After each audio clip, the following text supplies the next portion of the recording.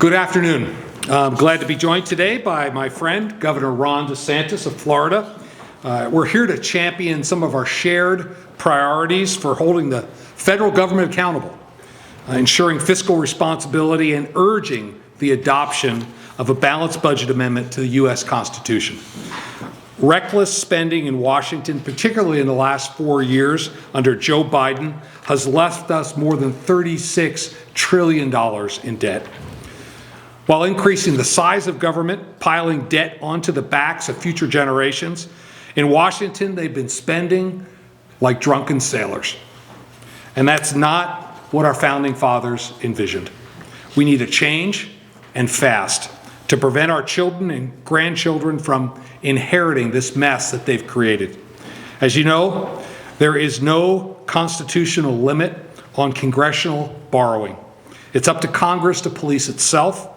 Unfortunately, no two-year Congress can bind a succeeding two-year Congress by simple statute. And talking about balancing the federal budget in Washington, it's not a popular message. I know firsthand. When I was first sworn in as a member of Congress, I chose this very topic for my first speech. I proposed legislation on my first day in Congress to prohibit lawmakers in Washington from being paid unless they passed a balanced budget. Shockingly, I was booed by both Democrats and Republicans. So in an interesting way, I actually brought everybody together. It's clear Washington needs some encouragement to get its fiscal house in order. We can't expect Washington to impose permanent fiscal restraints on itself. That's why we need a balanced budget amendment to the U.S. Constitution. While every business, school district, city, or family must balance their budgets, sadly, the U.S. government doesn't have to do the same. Meanwhile, at the state level, every state but one has a balanced budget requirement in its constitution. In Montana, we've been hyper-focused on delivering not only a balanced budget, but also cutting income taxes for Montanans at every income level, holding the line on new spending, and keeping spending growth well under inflation, and even paying off the state debt. Our efforts have resulted in Montana now being completely debt-free.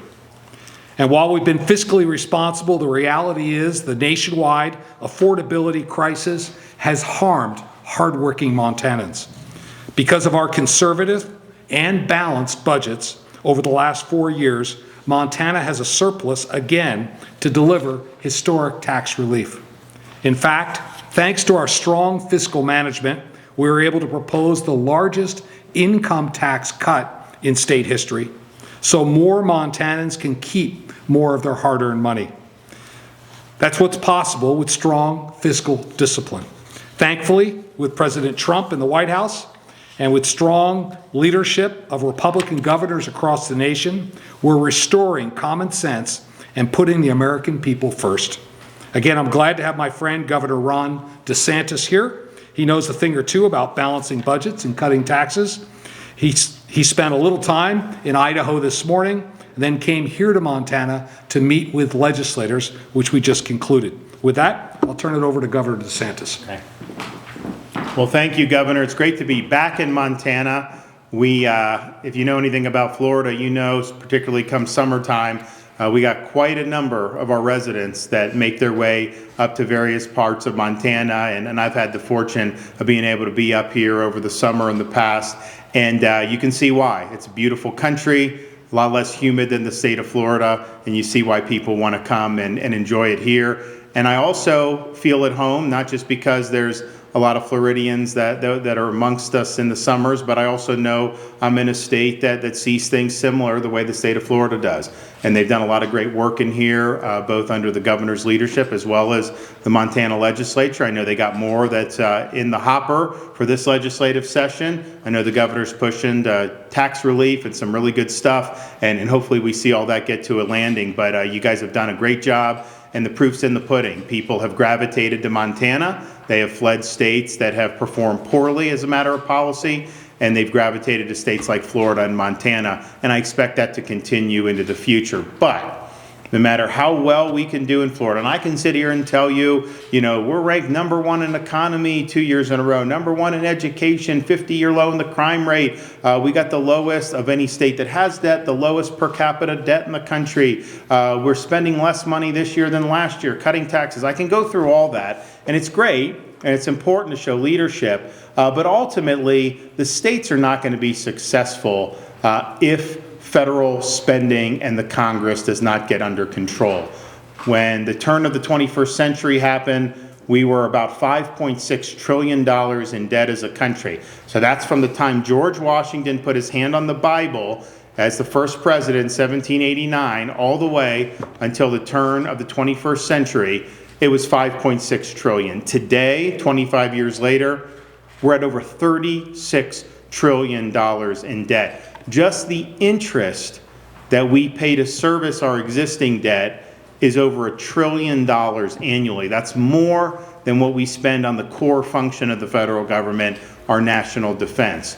And in the budget that the Republicans in the House passed, they project that the total national debt by the year 2034 will be almost $56 trillion. That is not sustainable. The one thing I've learned, having been in the Congress for a few terms, and I've recovered from that experience, but I was there, is Congress is just not going to start behaving differently. That is not going to happen. And even if for somehow they had an epiphany and they governed a little bit differently, the next Congress would come in and undo it, and none of this stuff would ever have staying power. So the Founding Fathers understood this could happen. They understood that the federal officials, particularly in Congress, could be the problem, and they provided with the states with the ability to propose amendments to the Constitution to fix things. And so a balanced budget amendment to the U.S. Constitution is basically limiting the ability of politicians in Washington to bankrupt the country. It's saying that you can't just keep putting things on a credit card and passing the buck to future generations. Just think, go back to the late 1990s. We actually had a balanced budget in this country. And while that was being done, you had Republicans in Congress, which you had a Democrat president, and they were fighting over it, but the momentum was to balance the budget. You also had a debate in the Congress about a balanced budget amendment to the Constitution. Congress came one vote short of certifying a balanced budget amendment to the Constitution for ratification by the states. Just imagine if they had actually enacted that back 25 years ago, how much different would things look fiscally for this country? We would be in great shape had they done that. They came one vote short. So now we're in a situation where this is reaching levels that are going to plunge us into a crisis at some point. And full disclosure, I can't tell you it's going to be when we hit 37 trillion, 38 trillion. I don't know when that point's going to be, but I think we all know there will become a point where just servicing the debt is going to be cost prohibitive for us. So we have an opportunity to do something about it. I know 27 states, including Florida, have certified this proposal for a balanced budget amendment. Voting for it doesn't mean that you are voting to amend the Constitution yet. That's on the back end when you have a chance to vote to ratify, and you would need 38 states to do that. But I think it would be great if Montana, I was also in Idaho, and we have some other states in the hopper that are considering that, if they do this. That's going to put a lot of pressure on Congress.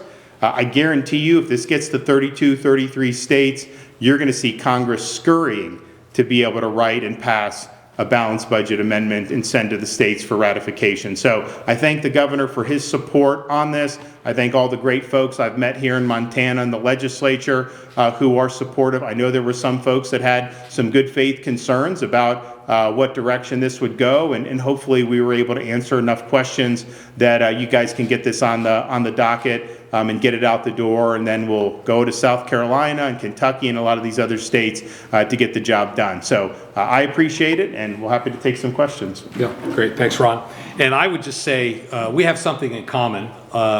Because of your fiscally conservative policies and pro-business policies, Montana and Florida are the only two states in the country where wage growth exceeded inflation over the last 4 years. So congratulations on that. You too. Questions? Have time for a couple? Yes. Just if you could share your... Zeke Wood, Montana Free Press. I'm curious, we're in the middle of a legislative session right now. Why are we talking about this at this moment? Well, I think it's because this is something during the session that the legislature can certify. And I think if they certify, they'd be the 28th state. Idaho could be the 29th state. We feel really good about South Carolina being the 30th state. And then you have Kentucky and a handful of others that you would want to go to. What'll happen is, if we're right, so 34 states would trigger to where the states would write the amendment and then vote on it and then send it to the states for full ratification. But we think 33 votes, 33 states would cause Congress to rush in. They would want to draft an amendment. Obviously, people of our ilk would work with them to get something that would be good. And then the Congress potentially could pass something. Then it would go right to the states for ratification. And you'd have a great debate across this country about how do we think Congress should manage our finances. Do we want to continue going with the failed model of the last 25 years? Or do we want to pose some constraints? So now's the perfect time to do it. The founding fathers understood that the change needed to be driven in some instances by the states. And it's not enough for Montana and Florida and Idaho to say, hey, look, we're governing well. Look at all the great things we've done. We also are key players in the constitutional system. And the founding fathers envisioned us having a role in these national affairs. And so we're taking that role seriously. Yes. Blair Miller with Lee Newspapers. We've had a couple of bills come through and already be tabled or die on the floor so far this session. Sort of the same fate as last session with most of these bills. Are you going to try to urge another bill to come forward or something to come off the table to sort of facilitate this session? Well, it's not over till it's over. As you know, there's still a lot of bill titles in play. I think close to around 1,000. So there's still time to get stuff done. It's not done until they sine die and go home. Yes. John Riley, Montana Television Network. Governors, every conservative group that's proposed this, or every nonpartisan group that's proposed this, it's a multi-year step. But all those proposals that I've looked at either have deep cuts to federal spending or sharp increase to income taxes. What do you guys see as the potential going forward? Well, I'll comment, and then I'll let the governor comment as well. The federal government, just like every business and every family and most states, need to live within their means. We need to match revenue with expenses. I think this can be done without significant tax increases, but it means being really prudent, just like we've done in the state. As you know, we've been able to cut taxes significantly. We've been able to pay off all of our debt. How did we do that? We funded essential services. We increased efficiencies, and then we let the economy grow our way out of the problem. This was done after World War I in the United States at the federal level. It was done after World War II. We accumulated war debt. We grew our way out of the solution. I think the same thing's possible again now. Yeah, I mean, look, the way this amendment is structured, I mean, there's a period of time where Congress would be able to work this in. It wouldn't require it immediately because we understand we're in a hole. So they would have a period. You guys are what are you calling it in terms of the period that they would have? 10-year debt break. The debt break, yeah. So there's going to be a debt break. But, I mean, one of the things that irks me about how some of this stuff is discussed is Congress will propose a budget sometimes, and it'll take one program from X to X plus whatever, and people will say that's a cut. And you're like, well, how is it a cut if you're spending more than you were before? And they say, well, that's less than the anticipated increase. So all this budgeting stuff is hot wired for more spending.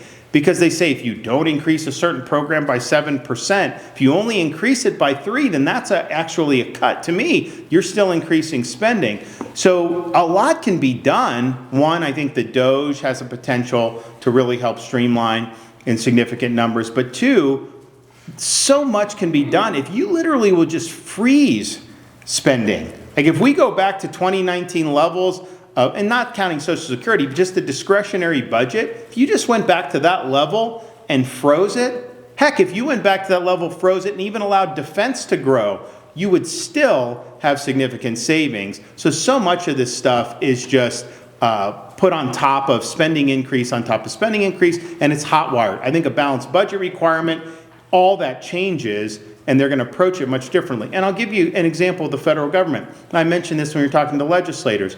We had, during the Biden administration, various things passed. They would send money to the states, but there were certain strings attached that were going to require us to change our policies. And so I rejected that, particularly on infrastructure, on some of this refugee money. And so we told them that. We said, we're going to send it back to you, let us know. They didn't even know how to accept the money, because like nobody had ever done that before. And so I met with Elon Musk on Friday, and I said, hey, Elon, I've got almost $1 billion here in federal spending we've rejected. We wanted to give it back to the Biden. They didn't, and Elon's like, oh, we'll take care of that. He got a guy, one of his guys, they called Treasury. We had like the routing number and like off to the races. And so it is going to just force them to change behavior and change the way they do things. And so much of the way things are done in Washington is hot wired to produce the results we do. I mentioned it with the legislature. In Florida, no agency is entitled to any money. Every year you got to justify your budget in Florida, and that's what you have to do. And that's how it should be. It should be the same for federal agencies as well. So there's going to be a lot of change in thinking if we have some restraints on the ability of the people in Congress to plunge us deeper into debt. Okay. Is there a last question? Yes. Yeah, so on the floor discussion, and you kind of talked about this too, about Congress sort of preempting what the convention would be once we get close here. And I think that was a contribution to why it died on the floor last week. That we get close enough here, and then Congress all of a sudden is like, whoa, let's just do our own thing and get ahead of this. Any thoughts on that? Well, but that would actually be a good thing if they did that, because we are not going to be satisfied if they do anything less than something that'll actually work, right? And so you would have all these states would reject Congress doing some type of half measure. So they are going to have to write something that is going to work. And it may not be 100% what Greg and I would write, but my thing is in some of these things, they're pass-fail exercises. It either gets the job done or it doesn't. And if it doesn't get the job done at all, whether that's my way or someone else, it doesn't work. If I'm doing it a way to get the job done, then that gets the job done. If you're doing it a different way to get the job done, that's fine. So there'll be details that'll be worked out, but I think it'll be something that'll be good. So I don't think it will preempt positive constitutional change if Congress is going to try to do a bait and switch. That's not going to work, and we would continue to then seek the 34th state. The reason why you want Congress to do it after 33 is it just saves a lot of time, because then you have the final product, it goes back to Montana, back to Florida, and then we have the great ratification debates across the country. Now, there won't be much of a debate in Florida about passing it. We will pass it. I'm sure most of the states would probably pass it, but you got to get to 38. And so that'll be a great debate for this country to have. And shouldn't we in the states have an important role to play in the future viability of the republic? Because make no mistake, this is not just some cosmetic reform or some tangential issue. This is an existential threat, the way our fiscal trajectory is, on the very viability of the country. And we can be as great as we want statewide, but if the country has a major debt crisis, we're all going to feel that. So let's do something about it, and I'm confident that this is a viable and productive way to go about it. All right, thanks everybody, appreciate it. Thank you. Yep.